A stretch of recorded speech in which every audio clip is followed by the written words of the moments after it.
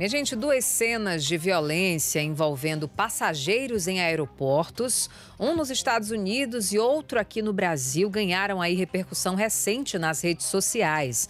No primeiro caso, uma brasileira foi agredida física e verbalmente durante um voo partindo lá de Nova York, depois que a passageira se recusou a sentar ao lado da outra, alegando aí que ela seria gorda demais. No segundo episódio, dois homens trocaram aí socos e chutes no terminal de passageiros aqui do Aeroporto Internacional de Fortaleza. Em nota, a Polícia Civil aqui do Ceará informou que está investigando a ocorrência de lesão corporal dolosa, que foi registrada no local. Ambos os episódios levantam aí questões sobre os limites do comportamento aceitável nesses ambientes, os direitos dos passageiros e como é que as autoridades, tanto nacionais quanto internacionais, lidam com essa violência nesses espaços. Para entender o que é que a lei prevê, como é que as vítimas e testemunhas devem agir e quais as providências podem ser tomadas, a gente conversa a partir de agora com Wilson Bicalho, que é advogado especialista em Direito Internacional, professor também de pós-graduação de Direito Migratório, que já está ao vivo para conversar com a gente. Muito bom dia, seja bem-vindo. Bom dia, Elisiane. Prazer falar com você e com toda a sua audiência. Vamos entender um pouco de toda essa situação que aconteceu e principalmente para falar, de que medidas podem ser tomadas quando as pessoas passam por essas situações, seja aqui no Brasil ou seja também em outros países, O que é que a vítima, principalmente, ela deve agir, quais informações ela deve ali reunir, Que órgãos ela deve procurar? Marilene, é importante a gente falar sobre esse tema de várias óticas diferentes. Por exemplo, o episódio ocorrido em Fortaleza, no aeroporto, ele ocorreu ainda dentro do aeroporto, no espaço, fora do espaço internacional, Então, ele é um assunto que vai ser gerido pela Polícia Civil, como você bem noticiou, e as medidas tomadas pela Polícia Militar, provavelmente no momento da detenção daquelas pessoas. Já o caso da xenofobia que houve no voo dentro dos Estados Unidos, o avião também estava em solo no momento, ou seja, ele ainda estava taxiando e nesse momento o avião ainda pôde voltar ao ponto de embarque. O importante em qualquer um desses temas, em qualquer uma dessas situações, é a gente observar como realmente as pessoas eventualmente estão passando dos limites em termos de espaço alheio e de respostas. Foram duas respostas completamente distintas, A da passageira do voo e a da questão dos indivíduos aí no aeroporto. E, doutor, de quem é a responsabilidade, para conter aquela situação e até acionar as autoridades nesses casos? É a companhia? É um representante do aeroporto? A quem, de fato, essas pessoas devem recorrer nessas situações, seja em ambientes internacionais ou em ambientes nacionais?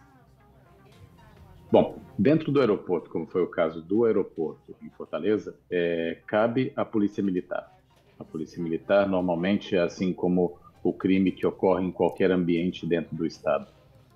Já no caso que ocorreu dentro do avião, a autoridade máxima dentro de um avião é o comandante em voo. E a tripulação tem poderes atribuídos também, que são os poderes, praticamente, poderes de polícia, quando se fala em ter que deter algum tipo de agressão. A tripulação normalmente recebe um treinamento específico para isso. Me parece que agiram, inclusive, muito bem naquela situação. Então, o comandante toma a decisão se o voo poderia seguir ou não, diferente de se o voo já estivesse em curso, o avião estivesse ali voando. Então, ela foi retirada, foi entregue às autoridades locais para que as providências fossem tomadas. E acarreta ali uma série de providências, não só cíveis e criminais, mas até mesmo para efeito do próprio voo. Ela pode entrar, inclusive, numa blacklist, essa passageira.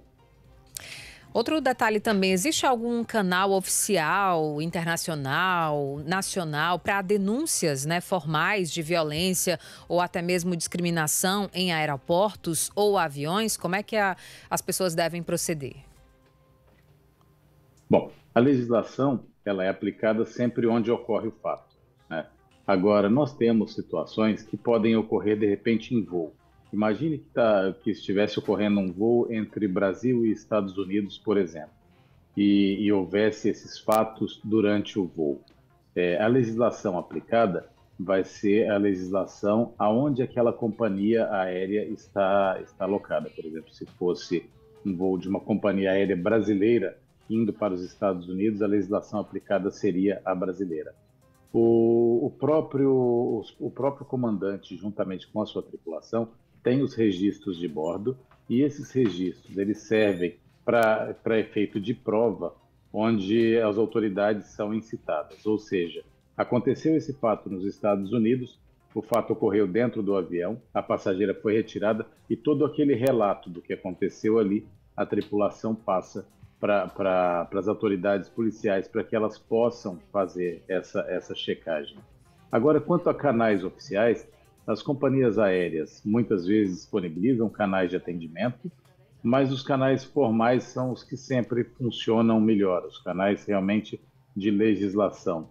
É sempre importante, eu acho, a pessoa fazer os registros de quando ocorre algo, pedir para que seja feito o registro, se for alguma coisa dentro de uma aeronave, chamar o comissário de bordo, ou a comissária de bordo, e pedir para que seja feito aquele registro, juntar o maior número de provas possíveis para sempre fazer valer os seus direitos.